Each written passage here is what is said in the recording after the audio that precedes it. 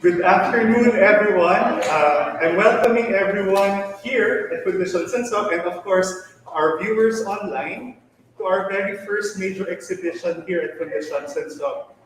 It's a very important show for us because we're here to start off a cycle of 5 exhibitions which will bring private collections into public view and which would allow us to enter the minds of collectors for their motives in collecting the artworks of Mr. Sanson. Starting off this exhibition is, of course, a very special exhibition called Sanson Rise in Personal, featuring the Joaquin M. Teotico Collection. Mr. Teotico is a friend of Mr. Sanson. They have had this friendship for over 40 years, for around 40 years, and he is also the exclusive gallerist of Mr. Sanson for almost 20 years. Mr. Teotico is also the prime mover why Fundación Sanson was built.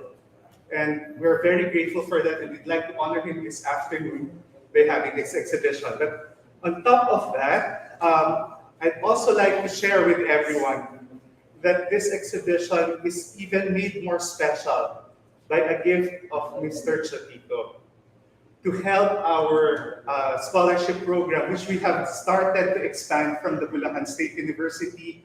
Now we're partnering with FEU and the University of the Philippines College of Fine Arts in Diliman this year and next. Mr. Teotico is giving up 7 of his artworks and letting other people get a chance to get that to help our scholarship. So thank you, Sir Jack. Also, for those who are here, you have the chance to get a G-Clay because of that particular piece behind you. It's a very rare work, so there's a very, very limited edition G-Clay also to support our scholarship program. So without further ado, I'd like to welcome Mr. Joaquin Teotico, or Jack.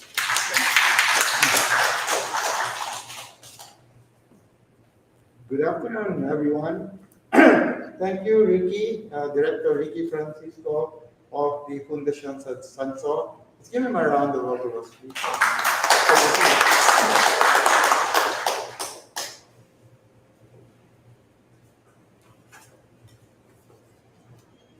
I would like to thank all of you for joining us today in this afternoon's celebrations. I think it would be only appropriate or proper that we declare this afternoon as an afternoon of Thanksgiving. Why Thanksgiving? First, I think we really have to be thankful that we have none other than such a great master in Mr. Juvenal Sanson. So that is really the most important and major reason for the Thanksgiving. And personally, I would like to say thanks to him for our over almost 40 years of friendship. I actually met Sanso while I was walking in Makati and I entered a small art gallery. I was, well, it was one of the major art galleries already at the time. And it was apparently the hangout of great artists.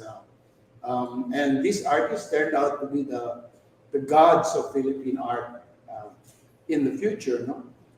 People like Ang Kyuho, Cesar Legazpi, Olaso, Onib Olmedo, and of course even Ben Cab would come in from Baguio.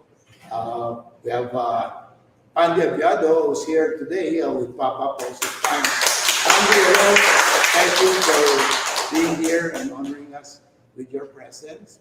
And then there was a gentleman who everybody would be so excited when he would fly into town.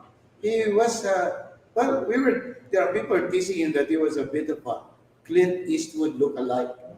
Because, you know, if you really look at his pictures, medyo may konting semblance, no? And he had blue eyes, blue-green eyes. And of course, it was really striking. And of course, when I first met him, thought, nako, may foreigner tayo dito. Only to be floored that he could speak fluent Tagalog. He could really very, very fluent Tagalog. He can read and write and speak Filipino, as well as five other languages. Italian, French, of course, Spanish, and Catalan and English. So such a talented and brilliant man.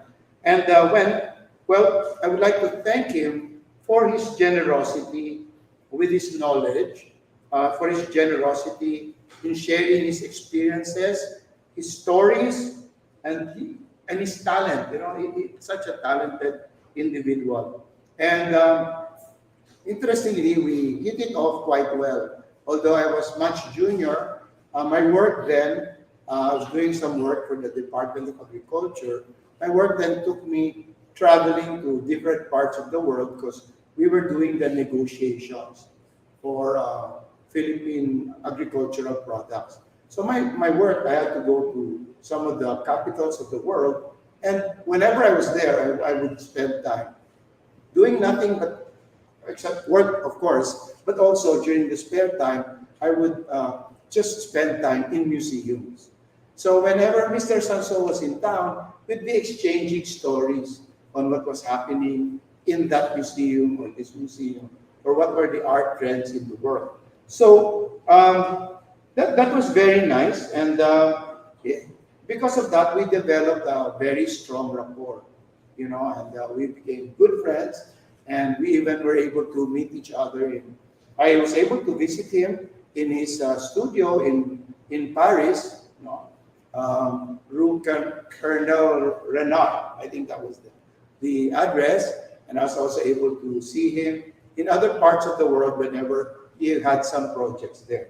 So that was that was a rapport that developed and just went on through the years, and then so when because we were becoming closer, and I was really captivated and enthralled with his work, I started asking him, "Sir, could you sell me one of your artworks?" And he was so nice to actually offer one piece there at the time. I remember my first piece was a blue floating flowers, and I think we have some here now, Ricky, in the collection. But that particular piece, I remember at the time I actually asked him, if I could buy it from him, and he was so nice to say yes.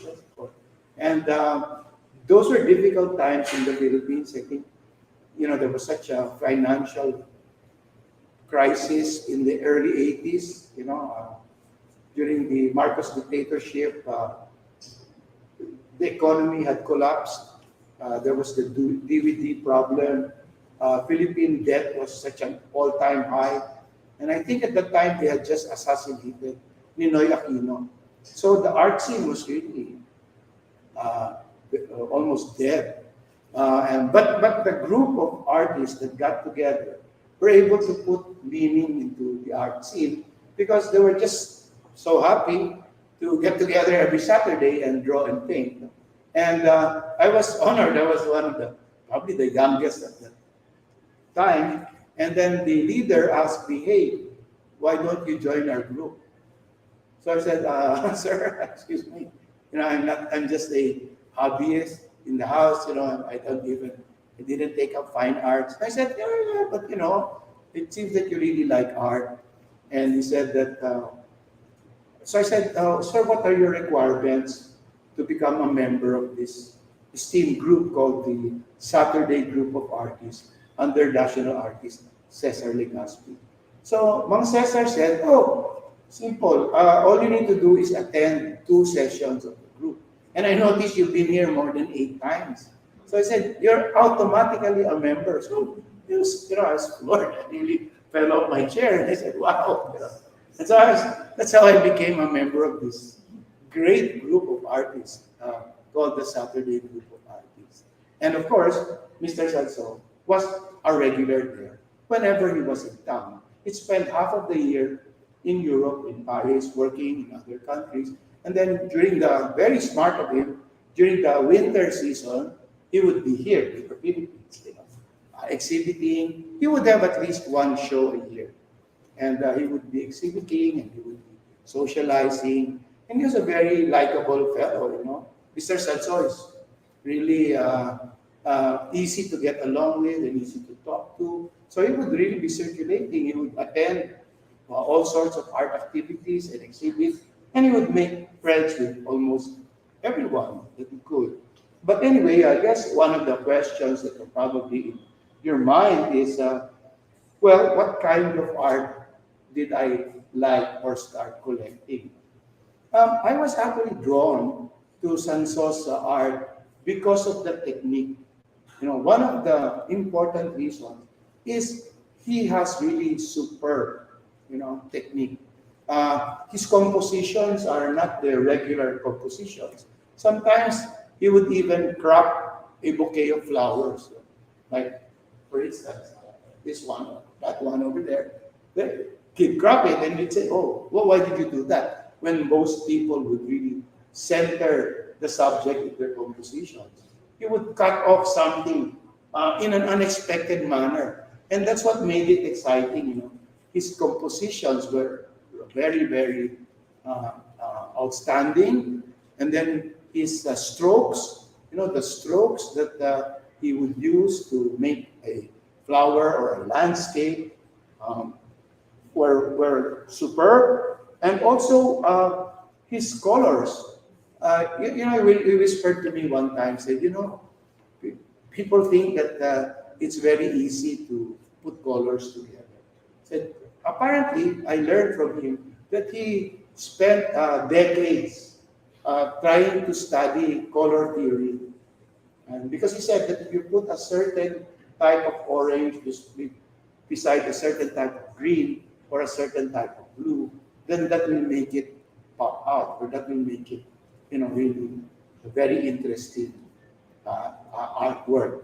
So the first reason why I thought it was really good to collect Constanzos because the technique was superb. And another reason, second reason, is because they were very innovative.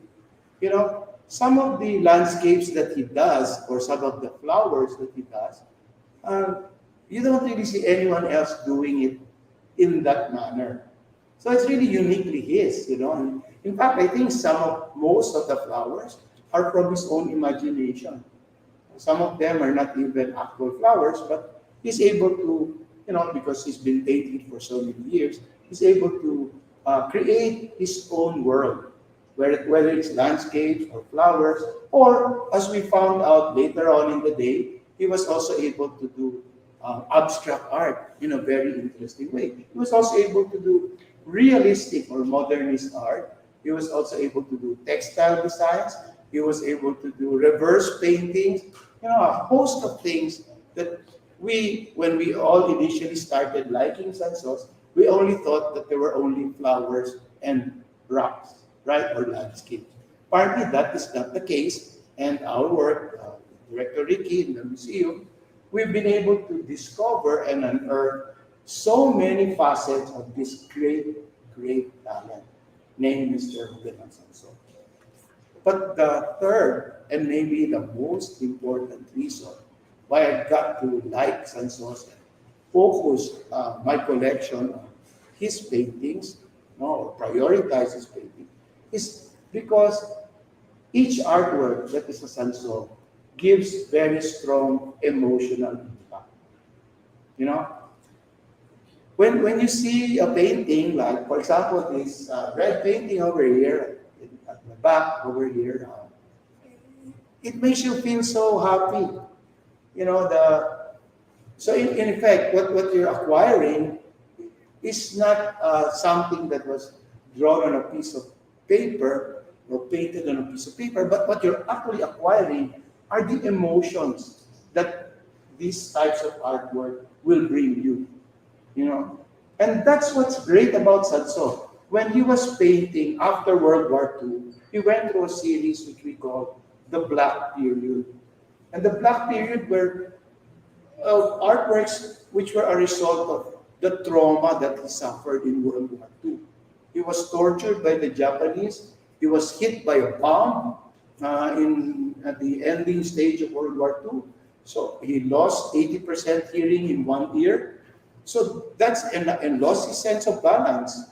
So sometimes those of you who see him in opening, sometimes he would accidentally lose his balance. But that's because of what happened to his ear. No?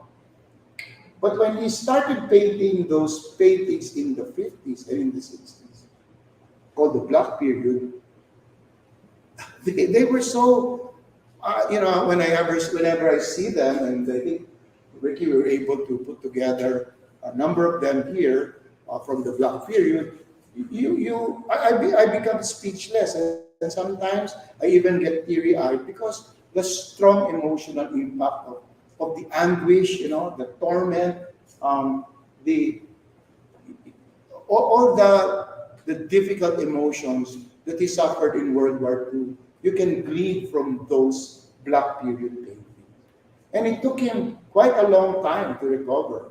In fact, he had to spend over 20 years, I think 24 years in Britain, where every summer he was exposed to the tranquil scenery.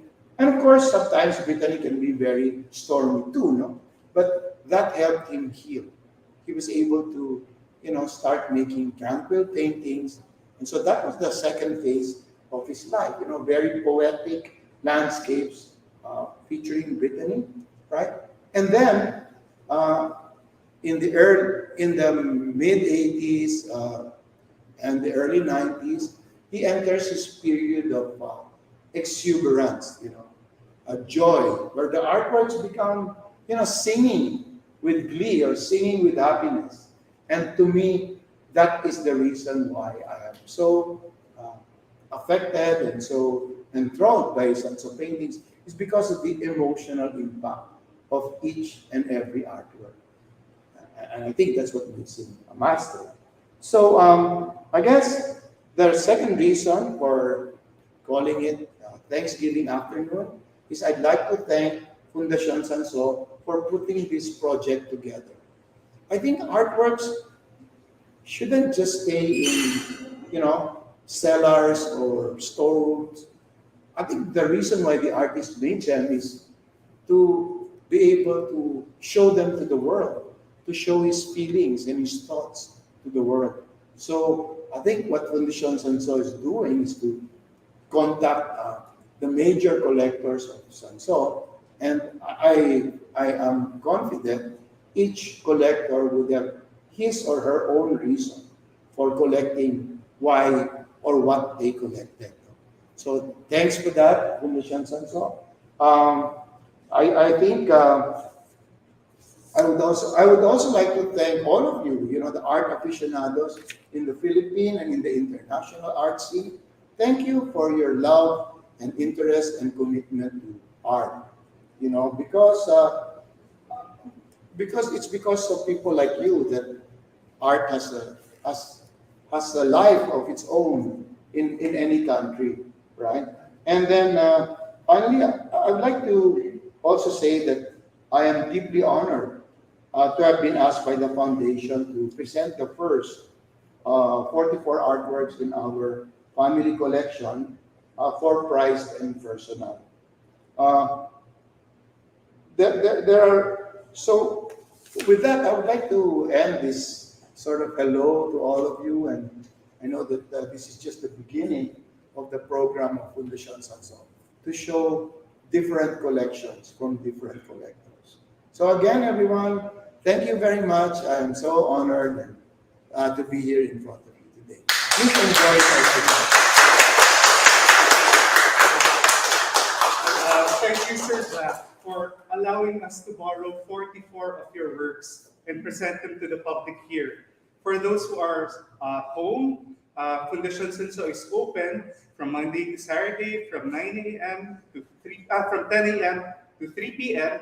And you'd see in this exhibition 44 rare artworks from 1948 to around late 2000s. and you'd see some very rare ink paintings from 1962, which have been exhibited abroad in his solo exhibition at the Cleveland Art Museum, as well as some of the student works that are almost never seen publicly. Entrance is free, and we'd love for you to come. Thank you everyone who is here. We'd like to thank you for making our first major exhibition of 2022 a huge success. Thank you very much.